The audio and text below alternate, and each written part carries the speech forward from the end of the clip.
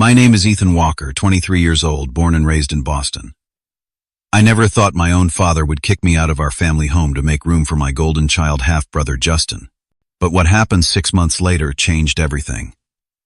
Now my father and stepmother are desperately begging me to lie about a serious crime Justin committed.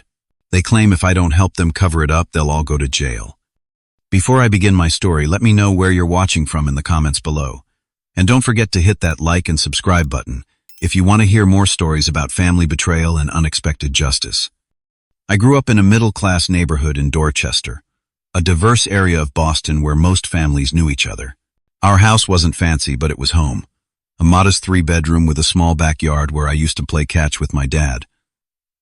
Those were simpler times, before everything changed. My mother Linda was the heart of our home. She worked as a kindergarten teacher, beloved by her students in our community. I inherited her dark hair and her laugh, according to my dad. She was patient, kind, and had this way of making even the smallest achievements feel monumental.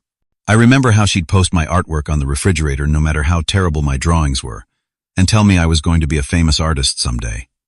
When I was 8, Mom was diagnosed with aggressive breast cancer. The treatments were brutal, and within 10 months she was gone. Her absence left a gaping hole in our lives. I remember the funeral vaguely, mostly just a sea of black clothes and hushed voices with my dad gripping my shoulder so tightly it almost hurt. My father Richard changed after that. He had been a jovial present dad who coached my Little League team and helped with homework. After Mom died, he retreated into himself. He'd work late at his accounting job, coming home exhausted microwaving whatever casserole the neighbors had dropped off and falling asleep watching television. I learned to fend for myself, making my own lunches for school and setting an alarm since he often overslept. 2 years passed this way, with Dad and me orbiting each other like distant planets. Then Diana entered our lives. Dad met her at a work function when I was 10. She was an administrative assistant at his firm with perfectly styled blonde hair and a loud laugh that seemed to wake something up in my father. She was friendly enough to me, bringing me comic books and asking about school, but something about her attention felt performative. Diana had a son named Justin, who was 7 at the time, 3 years younger than me. When they first started coming around, I tried to befriend him. I offered to share my video games and introduced him to the neighborhood kids. Justin was a quiet kid with his mother's blonde hair and a perpetual pout. He seemed uninterested in my attempts at brotherhood. Dad and Diana got married when I was 11. A small ceremony at City Hall, followed by dinner at an Italian restaurant. I wore an uncomfortable suit and tried to smile for the photos. Diana moved into our house with Justin, who took the spare bedroom that had mostly been used for storage. The dynamic shifted immediately. Diana redecorated, replacing Mom's floral curtains and family photos with modern decor and professional portraits of the new family. Dad, seemingly desperate to make his new wife happy, went along with everything. Justin was given free reign of the house, including access to my things, which often ended up broken. I noticed the preferential treatment almost immediately. While I was expected to do chores, keep my grades up, and be responsible, Justin had few expectations placed on him. If I mentioned this disparity, Diana would get defensive, and Dad would tell me to cut them some slack because Justin was adjusting. As the years passed, the favoritism became more pronounced. When I needed new sneakers for school, Dad would remind me about budgeting and take me to discount stores. When Justin wanted the latest gaming console, it would appear under the Christmas tree, along with a stack of games. I threw myself into school and work, figuring that education was my ticket to independence. I maintained straight. As through high school, joined clubs that looked good on college applications, and started working part-time at 16 stocking shelves at the local grocery store. My goal was to save enough for my own place eventually. Meanwhile, Justin struggled academically but was constantly rewarded anyway. He'd barely pass a class and Diana would praise him for trying his best. He quit every sport or activity he started, from soccer to band to debate club, usually within weeks. Each time there'd be a new expensive hobby to replace it. By the time I graduated high school, I had earned a partial scholarship to Boston Community College. It wasn't the prestigious university I'd dreamed of, but it was affordable with my savings and part-time work. I decided to stay at home to save money while getting my associate's degree in marketing. Justin barely graduated high school with Diana constantly pressuring his teachers to give him extra credit and extensions. Dad paid for tutors that Justin would skip seeing. Despite his mediocre grades, Diana insisted he apply to expensive private universities. When he got rejected from most, they settled on a state school a few hours away, with Dad covering the full tuition room and board. I continued living at home now, working almost full-time while taking classes. I paid Dad rent, covered my share of utilities, and bought my own groceries. I was determined to be as little financial burden as possible while completing my education. All the while, I watched my father and Diana send Justin money for emergencies that seemed to happen every other week. Despite everything, I still craved my father's approval. Occasionally, when Diana and Justin were visiting her sister for the weekend, Dad and I would have moments that reminded me of before.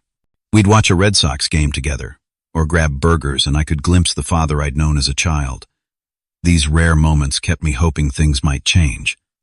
At 23, I had settled into a grueling but productive routine. I was working full-time at Mitchell & Barrett, a small marketing firm where I'd started as an intern and worked my way up to junior associate.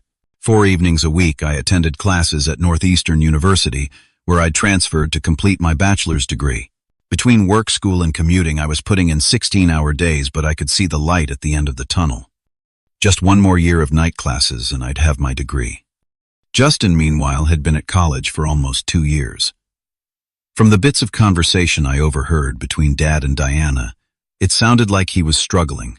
His first semester grades had been abysmal and he'd switched majors twice already. Diana would defend him, saying he was finding himself and that college is about more than just grades. Dad would nod along, writing checks for summer classes to make up for failed courses. It was a Friday in early March when everything changed. I'd had a particularly brutal week, with a major project due at work and midterms at school. I trudged through the front door around 9 p.m., looking forward to collapsing into bed and sleeping until noon the next day, my only chance to catch up on rest. The house was unusually quiet. Normally, Dad would be watching television in the living room and Diana would be on her phone at the kitchen table. Instead, they were both sitting stiffly in the dining room, which was only used for serious conversations. "Ethan, we need to talk," Dad said, his voice unnaturally formal. Diana sat beside him, her lips pressed into a thin line. I dropped my backpack by the stairs and joined them, a sense of dread building in my stomach. "What's going on?" Dad cleared his throat. "Justin's coming home." For spring break, I asked, confused why this warranted a formal discussion. "No," Diana interjected. "He's coming home permanently. He's decided college isn't the right path for him right now. In other words, he'd flunked out or gotten into trouble, but they were spinning it as his decision." I bit back a sarcastic comment. "Okay," I said slowly. "What does that have to do with me?" Dad and Diana exchanged glances, having one of those silent communications that excluded me. "Well," Dad continued, avoiding eye contact, "Justin will need his own space. He's going through a difficult time, and we think having his own room will help him adjust to being back home." I stared at them, not quite processing what they were implying. "His room is still his room. It's been empty since he left for college." Diana sighed, as if I was being deliberately obtuse. "Ethan, your room is bigger and gets better natural light. Justin needs a positive environment to regroup." The realization hit me like a bucket of ice water. "You want me to switch rooms with Justin?" Another glance between them. Dad straightened his shoulders. "Actually, Ethan, we think it's time for you to find your own place." I felt like I'd been punched in the gut. "You're kicking me out to give Justin my room." "You're 23, son," Dad said, his tone maddeningly reasonable. "You have a job. Most people your age are living independently." "I pay rent," I reminded him, my voice rising. "I pay utilities. I buy my own food. I'm hardly living off your charity while I finish my degree." "It's not about the money," Diana interjected. "It's about what's best for Justin right now. He needs support after this setback." "And I don't?" I asked incredulously. "I'm working full-time and going to school. I'm exhausted all the time, but I'm making it work. Justin drops out of college, and he gets rewarded with my room. That's exactly the attitude that's problematic. Diana snapped. You've always been jealous of the attention Justin receives. Jealous, I laughed humorlessly. I've been busting my ass for years while you two make excuses for him. He's never had consequences for anything. That's enough, Dad said sharply. This isn't a debate, Ethan. We need you to move out within 2 weeks so Justin can settle in. 2 weeks, I echoed in disbelief. It's impossible to find an apartment in Boston that quickly, especially on my salary. You have friends, Diana said dismissively. Stay with one of them until you find something. I looked at my father, searching for any sign of the man who'd taught me to ride a bike and bandaged my scraped knees. Dad, this is insane. You're choosing him over me again. Don't make this harder than it needs to be. He replied, his expression shuddered. Either accept our decision, or you can leave tonight. Your choice. In that moment, I saw with perfect clarity what I'd been denying for years. I wasn't a son to him anymore. Just an inconvenience that complicated his new family. Fine, I said, my voice eerily calm despite the storm inside me. I'll be out tonight. Don't be dramatic, Diana said, rolling her eyes. We're giving you 2 weeks. I ignored her, pushing back from the table and heading upstairs. In a daze, I pulled out my duffel bag and backpack, stuffing them with essential clothes, toiletries, my laptop, and important documents. I grabbed the framed photo of my mother from my nightstand, and the watch she'd given me for my 8th birthday just before she died. I could hear them arguing downstairs, Diana's voice shrill, my father's low and defensive. I didn't care anymore. I texted my best friend Marcus, need a place to crash. Family emergency. Can I come over? His response was immediate, doors open, beers cold. I made 3 trips to my car, loading my most important belongings. When I came downstairs the final time, Dad was standing alone in the hallway. Ethan, don't do this.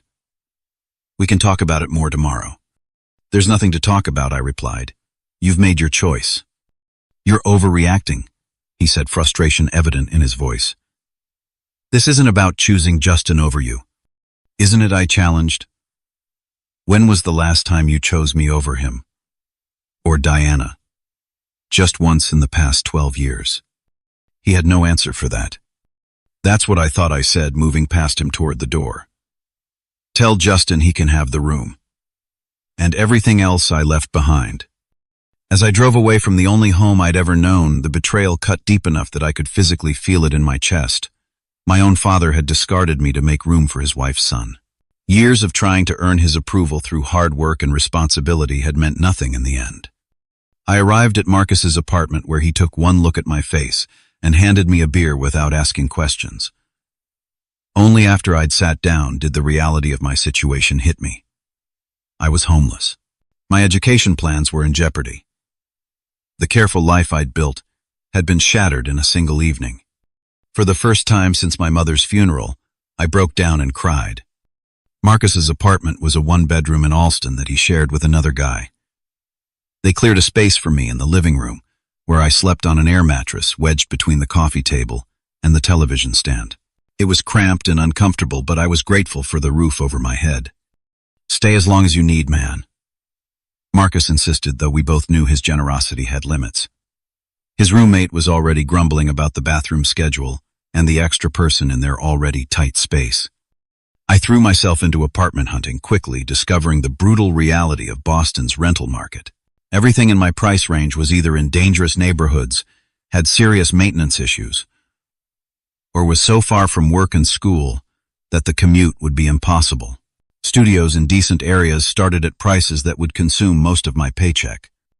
Between work and classes, I scoured rental listings and visited apartments on my lunch breaks. Each place was more depressing than the last basement units, with mold problems, converted attics with ceilings so low I couldn't stand upright, shared houses with 8 strangers and 1 bathroom.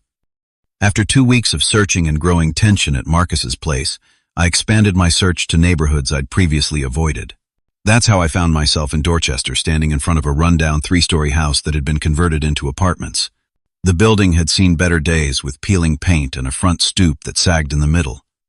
The landlord, Harold Wilson, was waiting for me on that stoop. He was an African-American man in his 60s with salt and pepper hair and workman's hands. He greeted me with a firm handshake and led me inside. "It ain't fancy," he warned as we climbed the creaking stairs to the third floor. "But it's clean, and I keep the heat and hot water running reliable." The apartment was a studio barely 400 square feet. The kitchenette consisted of a mini fridge, a 2-burner stove, and about 2 feet of counter space. The bathroom was so small I could touch opposite walls simultaneously. The main living area would fit a bed and maybe a small desk, nothing more. But it had decent natural light from 2 windows, and I didn't spot any obvious water damage or pest problems. "Rent's due on the 1st, Harold explained. "I don't charge late fees if you communicate with me ahead of time. No parties, no drugs, and if something breaks, tell me right away instead of letting it get worse." The rent was at the very upper limit of what I could afford, and I'd need to put down first and last month's rent plus a security deposit. It would clean out my savings completely. "I don't know if I can swing the deposits," I admitted. "I'm in a tough spot right now." Harold studied me thoughtfully. "You work full-time at a marketing firm downtown. I'm also finishing my degree at Northeastern night classes." He nodded slowly. "What's your story, young man? Why the rush to find a place?" Something about his direct gaze made me tell him the truth. I explained about being kicked out my half-brother, the years of favoritism, all of it. When I finished, Harold let out a low whistle. "That's cold. Family's supposed to look out for each other." He seemed to make a decision. "Tell you what, I'll knock $50 off the monthly rent, and you can split the deposits over your first 3 months. But I expect you to help around the building sometimes. Minor maintenance and such." I couldn't believe what I was hearing. "Why would you do that for me?" Harold shrugged. "I got good instincts about people. You seem like a worker, not a shirker. Plus, I had a stepmother who couldn't stand me, so I know something about family not being family." That afternoon, I signed the lease and received the keys to my first apartment. It was tiny, worn around the edges, and in a neighborhood my father would consider beneath our family. But it was mine. The reality of my new financial situation hit hard. Even with Harold's discount rent, would take nearly half my income. I needed to cut expenses drastically. My first sacrifice was my car, a 10-year-old Honda Civic that had been a high school graduation gift from my grandparents. I sold it to a used car dealership for far less than it was worth, but the cash covered my deposits and bought a second-hand bed, a desk from a thrift store, and some basic kitchen supplies. My new commute to work involved a bus and 2 subway lines, adding nearly an hour each way. Getting to evening classes took even longer. I'd leave the apartment at 6 a.m. and often wouldn't return until after 10 p.m. The exhaustion was bone deep, but I had no choice but to push through.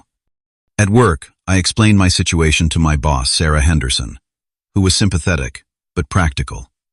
"I can offer you some overtime on the Taylor campaign," she said. "The pay's time and a half, but the hours are irregular. It might conflict with your classes." I took the overtime, rearranging my school schedule where possible, and simply missing classes when necessary.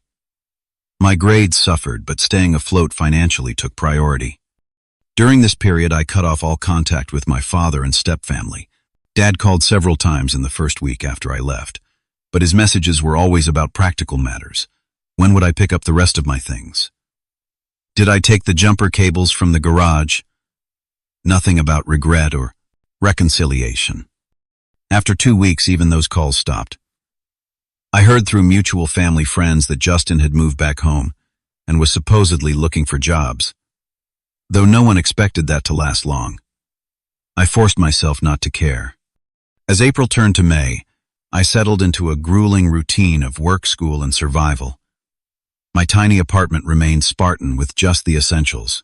I learned to cook simple meals on my 2 burners, developed a precise knowledge of which grocery store items gave the most nutrition for the lowest cost, and became an expert at finding free entertainment when I needed a break from the grind. Harold became an unexpected ally during this time.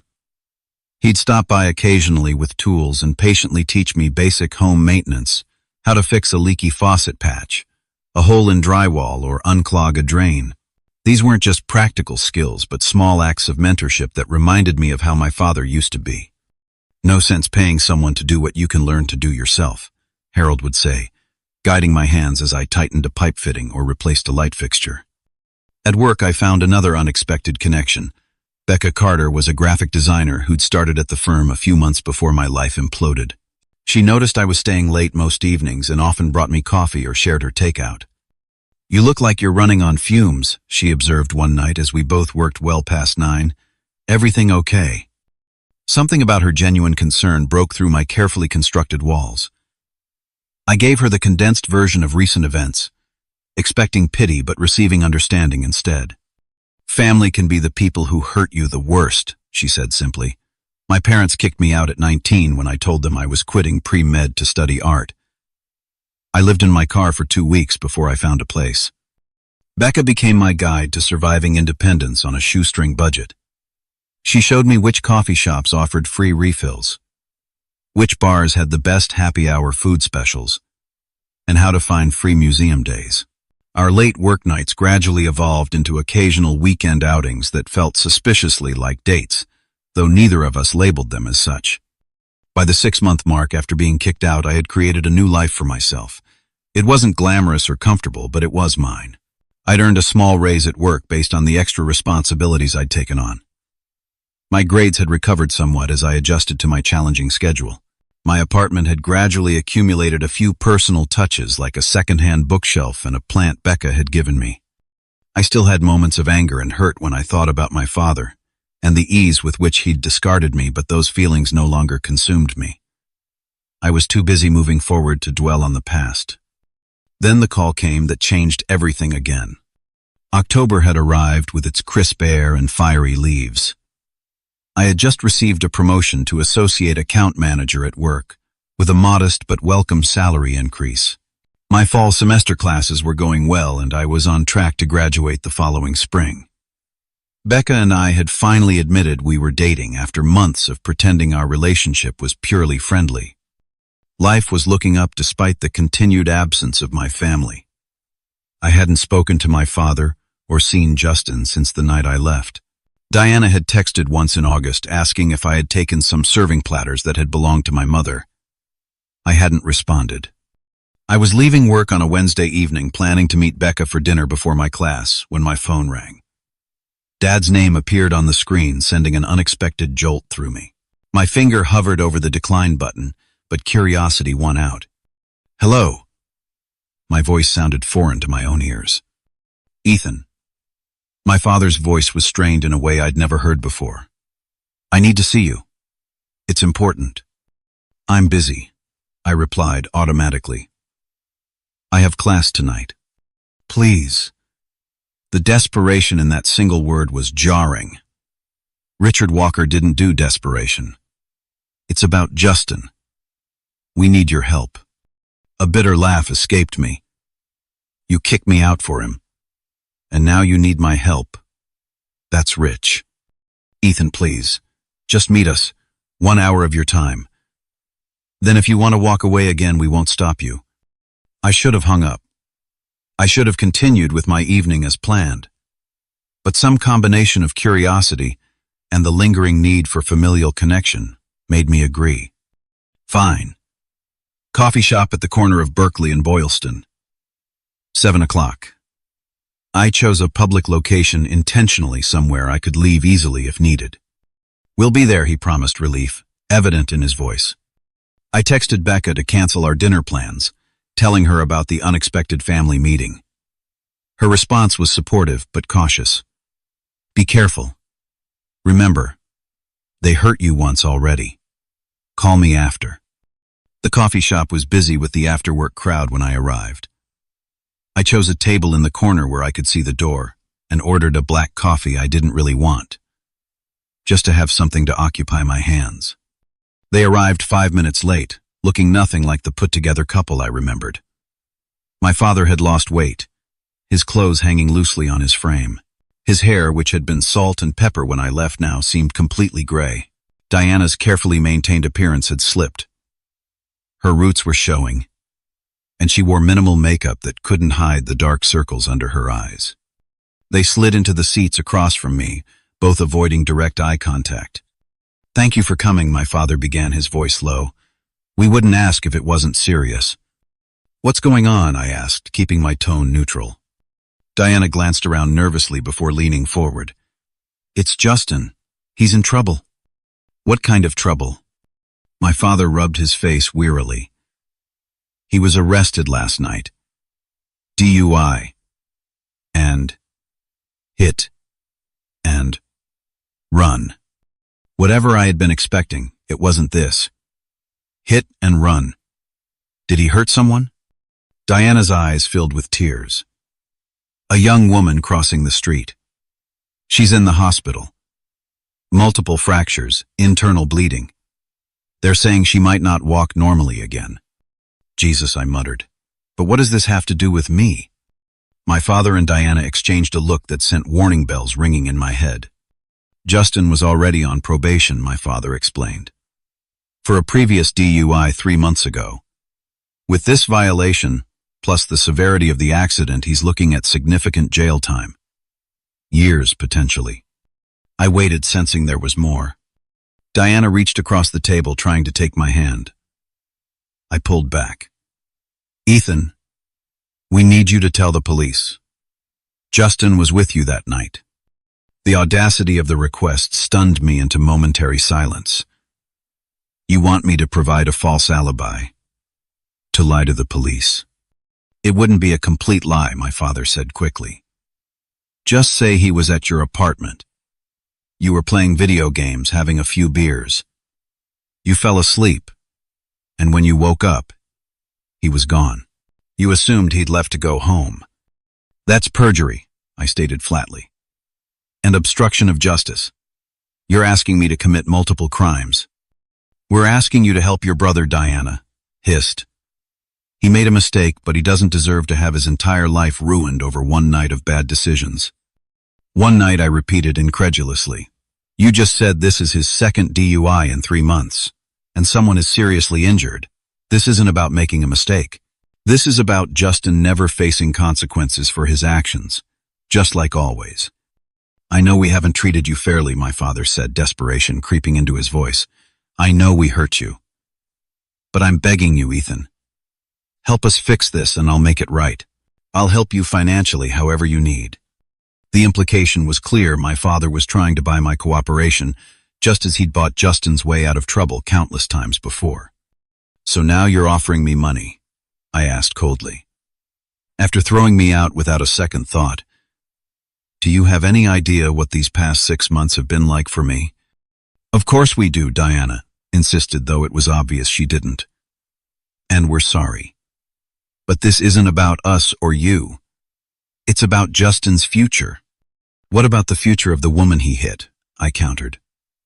"The one who might never walk properly again. Doesn't she deserve justice?" "The insurance will take care of her," my father said dismissively. "Justin doesn't need to go to prison for this to be made right." I stared at them, truly seeing for the first time how morally bankrupt they had become in their determination to shield Justin from the consequences of his actions. "No," I said simply. "I won't do it." Diana's face contorted with anger. "After everything we've done for you." "What exactly have you done for me, Diana?" "Made my father choose between us. Pushed me out of my own home. Please enlighten me." "We raised you," she sputtered. "We put a roof over your head." "I paid rent," I reminded her. "And my father raised me at least until you came along. After that, I mostly raised myself." My father's expression hardened. "Ethan, you're not understanding the seriousness of this situation." "I understand perfectly," I replied. "Justin committed a crime, possibly his second or third or 10th, knowing you two would bail him out like always. Well, not this time, and certainly not with my help." I stood to leave, but Diana grabbed my wrist with surprising strength. "We already told the police Justin was with you," she said, her voice barely above a whisper. "When they came to arrest him, we said he'd been at your apartment all evening." I sat back down slowly, the full implication of her words sinking in. "You implicated me in your lie without my consent." My father at least had the decency to look ashamed. We panicked. They were taking him away in handcuffs. So what happens when I tell the police the truth? That I haven't seen Justin in 6 months. That you two are lying to obstruct justice. Please, Ethan, my father pleaded. Just this once. Help your family. I looked between them, these two people who had shown me so clearly that I wasn't their family when it inconvenienced them. You stopped being my family the night you chose him over me, I said quietly. I'm not lying to the police. I'm not committing perjury, and I'm not helping Justin avoid responsibility for nearly killing someone. I stood again, and this time neither of them tried to stop me. As I walked toward the door, I heard Diana call after me. You'll regret this, Ethan. You have no idea what you're doing. I didn't look back. The next morning I received a call from a number I didn't recognize. When I answered, a deep voice identified himself as Officer Reynolds of the Boston Police Department. I'm investigating an incident involving Justin Walker, he explained. I understand you're his half-brother. That's correct, I confirmed, my stomach tightening. What can I do for you, officer? I'd like to ask you a few questions about Justin's whereabouts last Saturday night between the hours of 10 p.m. and 2 a.m. Here it was, the moment of truth. I can't tell you where Justin was during that time, Officer Reynolds. I haven't seen or spoken to Justin in approximately 6 months. There was a pause on the line. That's interesting, Mr. Walker, because your father and stepmother gave a statement saying Justin was with you at your apartment that evening. They lied, I said bluntly. I was at home, but I was alone until about 11 when my girlfriend came over. We watched a movie and fell asleep. She left for work around 6 the next morning. And you're certain Justin wasn't there at any point? Absolutely certain. I haven't had any contact with Justin since I moved out of my father's house in March. I don't even think he knows where I live now. Officer Reynolds asked for Becca's contact information to corroborate my story, which I provided. He then asked for my address, presumably to verify it against whatever Justin or my parents had claimed. I can provide additional proof if needed, I offered. I work late most weekdays. The security cameras at my office building would show me leaving around 8 p.m. My apartment building has a security camera in the lobby that would show when I arrived home and that I was alone. My girlfriend and I also ordered food delivery around midnight, which would have a timestamp and delivery address. That's very helpful, Mr. Walker. Officer Reynolds said, his tone shifting slightly. Can I ask why your father and stepmother would claim Justin was with you, if that wasn't the case? I explained the situation briefly, including Justin's prior DUI and my strained relationship with my family. Officer Reynolds thanked me for my honesty and said he might need to speak with me again as the investigation continued. After hanging up, I texted Becca to warn her that the police might contact her. Then I tried to focus on work. Though my mind kept returning to the conversation with my father and Diana, and the realization that they'd tried to use me as Justin's alibi without my knowledge. Around 6 that evening, as I was packing up to leave work, my phone rang again. It was my father, and he was furious. What the hell did you tell the police? He demanded, without preamble. The truth, I replied calmly, which is what you should have done from the beginning. Do you have any idea what you've done? His voice rose. The DA is talking about charging Justin with felony hit and run, DUI with injury and violation of probation. He could go to prison for years. That's what happens when you drive drunk and nearly kill someone, then flee the scene, I pointed out. It's called justice. Listen to me very carefully, my father said, his voice dropping to a threatening tone I'd never heard from him before. If Justin goes to jail, we'll tell the police you knew about the accident, that you helped him cover it up initially, but then had a change of heart. I felt a chill run through me. That's a lie. It's your word against ours. 3 against 1. 3. Diana's sister Abigail will back us up. She'll say you called her that night asking for advice about Justin's situation. The depths to which they were willing to sink stunned me. You'd perjure yourselves and drag Abigail into this, just to protect Justin. We'll do whatever it takes, he confirmed coldly. Justin is young. He has his whole life ahead of him. He doesn't deserve to have it ruined over one mistake. One mistake that could have killed someone, I reminded him, and apparently isn't even his first mistake of this kind. There was muffled conversation on the other end, and then Diana's voice came on the line. "Ethan, listen to me. We have another option. Kyle, Justin's friend, is willing to testify that you were the one driving the car that night." But I was dumbfounded. I wasn't even there. There would be no evidence to support that claim. Kyle will say Justin loaned you his car earlier that day, that you were drinking together, and you took the car, even though Justin tried to stop you. The scenario they were constructing was elaborate and terrifying. That's insane. I have alibis. I have witnesses. Your girlfriend Diana scoffed. She'd say anything to protect you. And security footage can be unclear. Kyle is willing to swear he saw you behind the wheel. I realized then that they weren't just desperate. They were dangerous in their desperation. Without telling them, I activated my phone's recording function. "So let me get this straight," I said, wanting to be absolutely clear. "Either I lie to the police and say Justin was with me on the night of the accident, or you'll all claim I was either complicit in covering up his crime, or that I was actually the driver who hit that woman. Those are your options," my father confirmed. "Help your brother, or we all go down together." "I need time to think," I said, trying to keep my voice steady. "You have until tomorrow morning," Diana stated. "Then we tell our version to the police." After they hung up, I sat at my desk, the recorded conversation saved on my phone, feeling physically ill. My own family was threatening to frame me for a serious crime to protect Justin. It was beyond betrayal.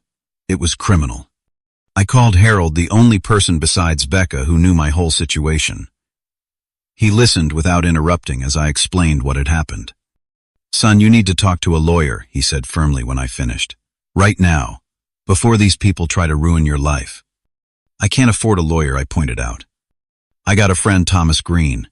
Good attorney, handles criminal defense. He'll talk to you as a favor to me, no charge for the initial consultation."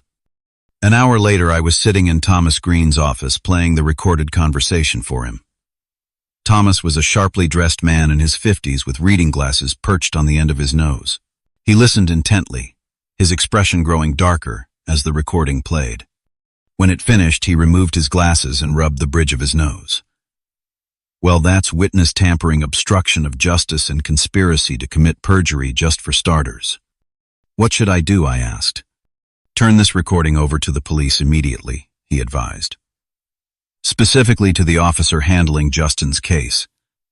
This is clear evidence of them attempting to pervert the course of justice." "They're my family," I said weakly, still struggling with the implications of what I was considering. Thomas leaned forward. "Mr. Walker, these people were willing to let you take the blame for a serious crime that could send you to prison for years. They stopped being family the moment they made that threat." I knew he was right, but the decision still felt momentous. "What will happen to them if I give the police this recording? Your father and stepmother will likely face charges for witness tampering and obstruction of justice at minimum. This Kyle person, if he was willing to perjure himself, could also face charges. As for your half-brother, this won't help his case, but his fate was sealed by his own actions the night of the accident." I left Thomas's office with his card and a promise that he would represent me if needed. That night, I discussed everything with Becca, who was horrified by my family's behavior. "You have to give that recording to the police," she insisted, "not just for your own protection, but because it's the right thing to do. That woman Justin hit deserves justice." I knew she was right. The next morning, I called Officer Reynolds and arranged to meet him at the police station. I brought the recording and gave a full statement about the conversation with my father and Diana at the coffee shop, followed by their threatening phone call. Officer Reynolds listened to the recording twice, his expression grim. "This is clear witness tampering," he confirmed, echoing Thomas's assessment. "I'll need to bring this to the district attorney immediately." As I left the police station, I felt a strange mixture of relief and grief. I had likely just ensured criminal charges against my own father and Diana, but I had also protected myself from their desperate scheme. More importantly, I had ensured that Justin would face justice for the harm he had caused. The woman he had injured deserved that much at least. The events of the following weeks unfolded with a surreal inevitability. Officer Reynolds called to inform me that based on my recording and statement, my father Diana and Kyle Brennan had been brought in for questioning. Faced with the evidence, Kyle quickly admitted that he had agreed to provide false testimony at Diana's request in exchange for having his own outstanding debt to Justin forgiven. Justin, confronted with the collapsing alibi and the mounting evidence against him, including a witness who had seen him behind the wheel and taken down his license plate, confessed to everything. He admitted to drinking heavily at a bar downtown, driving despite his suspended license from the previous DUI, hitting the pedestrian, and fleeing the scene in panic. The victim, I learned, was a 26-year-old nurse named Ashley, who had been walking home from her shift at Massachusetts General Hospital. Her injuries were severe: a shattered pelvis, broken femur, ruptured spleen, and internal bleeding that had required emergency surgery. The doctors were cautiously optimistic about her eventual recovery, but she faced months of hospitalization and rehabilitation with no guarantee she would ever return to her physically demanding job. Ashley's family filed a civil lawsuit against Justin and my parents seeking damages for medical expenses, lost wages, and pain and suffering. Their attorney contacted me about potentially testifying, which I agreed to do if necessary. The criminal cases proceeded with unexpected speed. Justin, facing overwhelming evidence and with no viable defense, accepted a plea deal: 4 years in prison for the hit and run, with an additional year for violating his probation. With good behavior, he might serve only 3 of those 5 years, but it was still a substantial sentence. My father and Diana were charged with witness tampering, obstruction of justice, and conspiracy to commit perjury. Given their lack of prior criminal records and the circumstances, they too were offered plea deals: 2 years of probation, substantial fines, and community service. They avoided jail time, but the consequences were still significant. The news quickly spread through our extended family and social circles. I received an unexpected call from Abigail, Diana's sister, who I had only met a few times at family gatherings.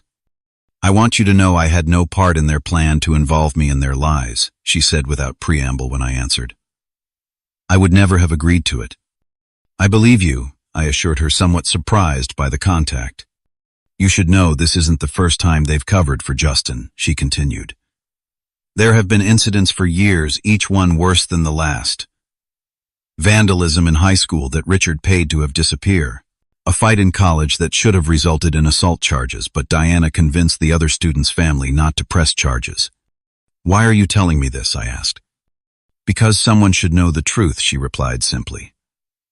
"And because I'm tired of watching my sister enable behavior that was obviously leading to disaster. Maybe if they'd let Justin face consequences earlier, it wouldn't have come to this." Through Abigail and mutual acquaintances, I learned more about the aftermath of Justin's arrest. My father had lost his job when the scandal became public. His accounting firm didn't want the association with someone charged with obstruction of justice. With the loss of income and the mounting legal bills, they had fallen behind on their mortgage payments, and the house, my childhood home, was now in foreclosure. At work, Sarah continued to be understanding about my situation, giving me time off when needed for meetings with Thomas or the police. "Family drama at this level counts as a legitimate emergency," she said when I apologized for the disruption. "Just keep doing good work when you're here and we're square." The case attracted some local media attention, with a few articles appearing in the Boston Globe and coverage on local news. I declined all requests for interviews, wanting to maintain what privacy I could, but still found myself the subject of unwanted attention. Strangers who had read about the case would sometimes recognize my name when I used my credit card or showed ID. In late November, I received an email from Ashley's mother asking if I would be willing to meet with Ashley. She had learned about my role in ensuring Justin faced justice and wanted to thank me personally. I agreed somewhat nervously and visited her at the rehabilitation facility where she was recovering. Ashley was pale and thin from her ordeal, but her eyes were alert and determined as she maneuvered her wheelchair to greet me. "You're the brother who told the truth," she said, extending her hand. "Thank you for that. I'm sorry for what happened to you," I replied, feeling inadequate in the face of her suffering. "It wasn't your fault," she said firmly, "but your honesty made sure the person responsible is facing consequences. That matters to me." We talked for nearly an hour. She told me about her life before the accident, her career as a pediatric nurse, her plans to eventually become a nurse practitioner. Despite the uncertain prognosis for her recovery, She spoke with determination about returning to work, even if it meant finding a less physically demanding role within nursing. "I won't let this define me," she stated, with a resolve that I found both humbling and inspiring. As the criminal and civil cases proceeded, I experienced complex emotions about my family's downfall. Despite everything they had done, seeing my childhood home listed for sale, knowing my father was unemployed and facing financial ruin, brought moments of guilt and sadness. They had betrayed me in the worst possible way, yet some small part of me still remembered the father who had once taught me to ride a bike and read me bedtime stories. I confessed these conflicted feelings to Becca one evening as we walked along the Charles River. "It doesn't make you a bad person to feel sad about what happened," she assured me. "You can recognize they made terrible choices while still having compassion for their suffering. That's actually pretty healthy. I keep wondering if there was another way this could have played out." I admitted. If I could have somehow protected myself without everything falling apart for them. "They made their choices," Becca reminded me gently. "First, to favor Justin over you for years, then to kick you out, and finally to try to make you take the blame for his crime. Each step of the way they could have chosen differently. You just refused to be their scapegoat." Her perspective helped, though the complicated grief remained. I had lost not just my immediate family, but my sense of belonging to a larger family narrative. The childhood memories I cherished now seemed tainted by the knowledge of what would eventually unfold. Yet even as I processed these feelings, I found unexpected strength in my chosen family, Becca, whose steadfast support never wavered. Marcus, who had given me shelter when I needed it most. Harold, whose practical wisdom and unexpected kindness had guided me through the darkest moments. And even Ashley, whose resilience in the face of devastating injury put my own struggles into perspective. Through them, I was learning that family could be defined by choices and commitment, rather than merely by blood.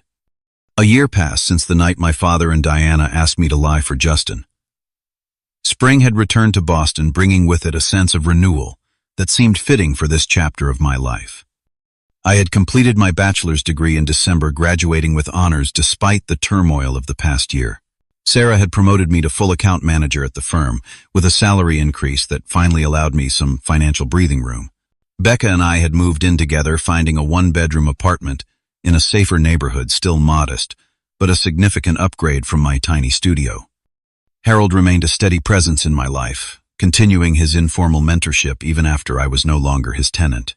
He'd invite me over for Sunday dinners, teaching me his secret recipes while dispensing life advice with the same matter-of-fact delivery he used for home repair instructions. "Proud of you, son," he told me one Sunday as we sat on his porch after dinner. "Not many young men would have stood their ground the way you did."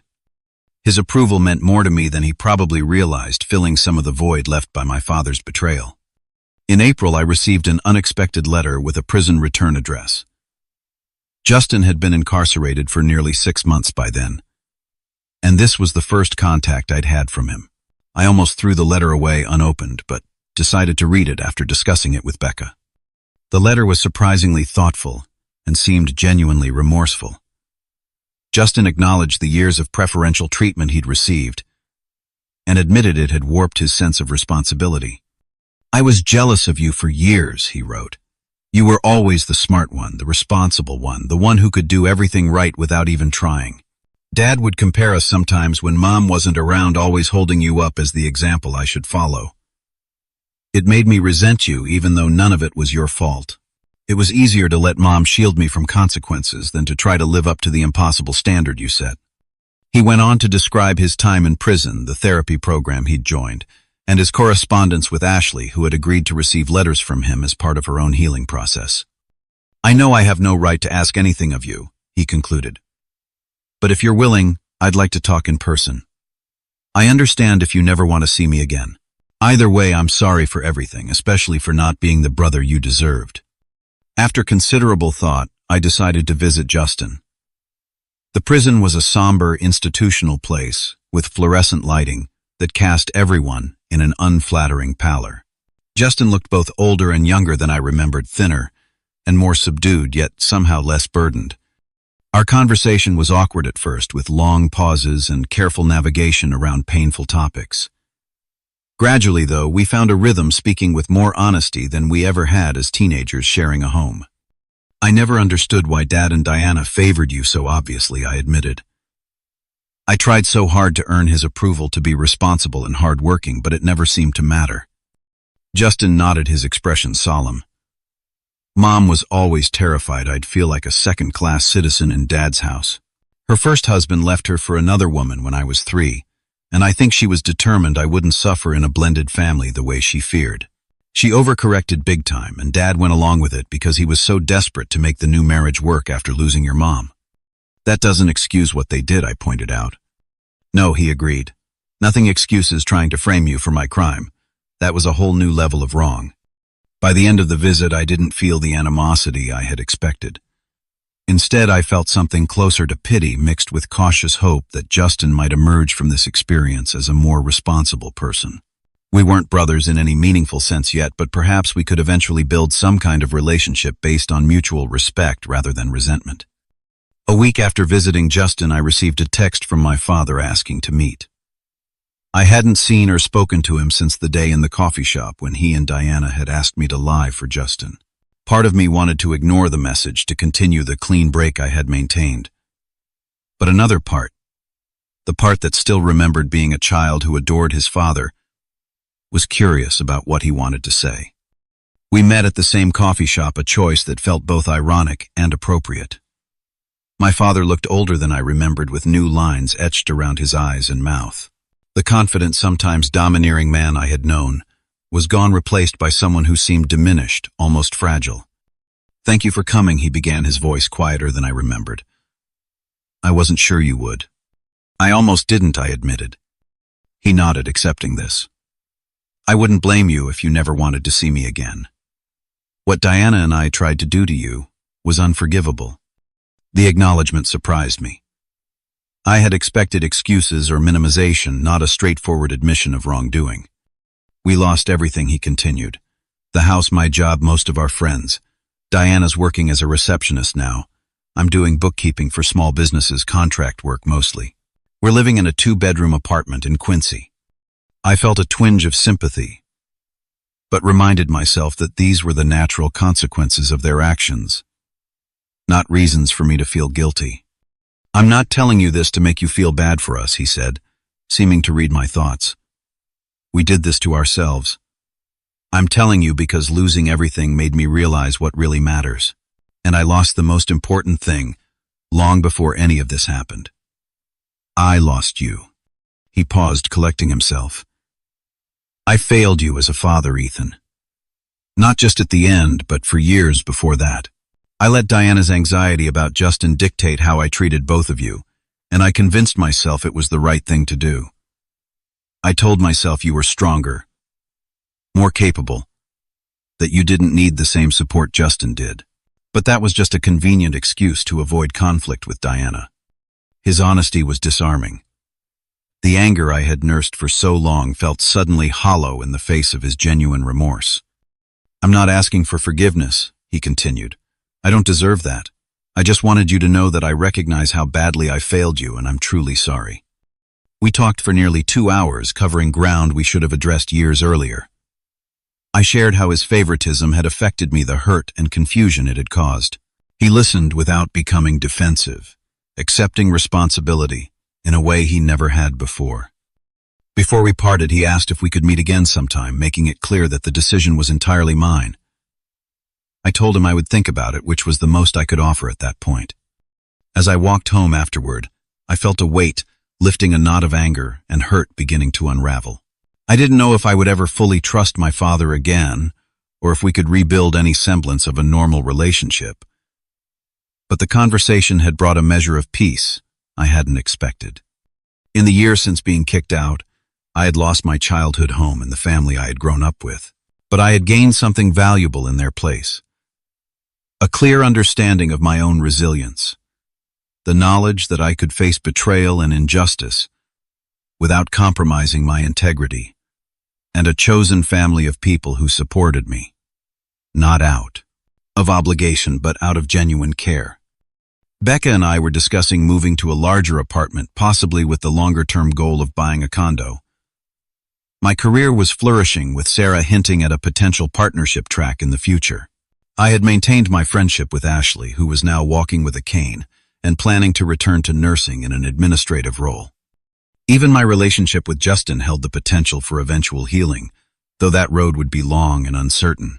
As for my father, I had decided to allow limited contact, carefully maintaining boundaries while leaving the door open for possible reconciliation. The betrayal that had nearly destroyed me had instead revealed my true strength. I had discovered that family isn't defined merely by blood, but by actions, choices, and mutual respect. The people who truly deserved a place in my life were those who valued me for who I was, not what I could do for them.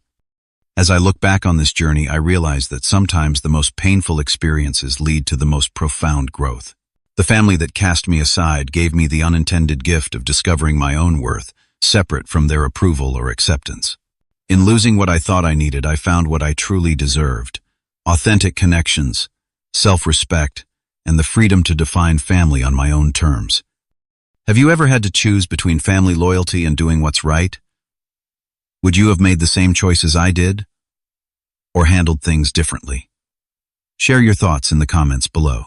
And if this story resonated with you, please like, subscribe, and share it with someone who might need to hear that standing up for yourself isn't selfish, it's necessary. Thank you for listening to my story. And remember, sometimes the family we choose is stronger than the family we're born into.